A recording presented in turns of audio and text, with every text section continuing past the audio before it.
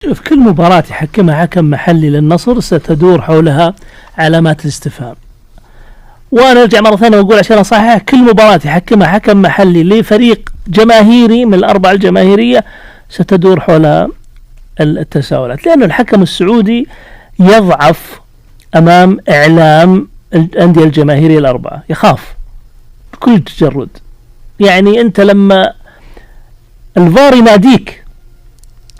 وأنت أصلا مو بحاسب شيء ويناديك وترجع تشوف حالة اعتداء واضحة بتهور على قدم لاعب الحزم من ماني المحصن اللي من جاء له الآن 2.5 سنين تقريبا في الدوري السعودي، ما شفنا أخذ له كرت أحمر واحد في مباراة في السوبر، مع أنه صراحة الطريقة اللي يلعب فيها والعنف ما أبغى أقول كلمة يحاسبني عليها أحد، لكنه يلعب وكأنه يعني ما عنده أحد، كأنه ما محمي، ما حد يقول له شيء، يضرب بيدينه وبأكواعه وبرجوله، وحتى اللاعبين يدفدفهم لما توقف الكورة. وشفنا لقطات يعني لما تصير حادثة زي كذا الجمهور في تويتر يعيدون اللقطات اللي في الموسمين اللي راحت كلها قبل، كروت حمراء يعني برقم فنيلة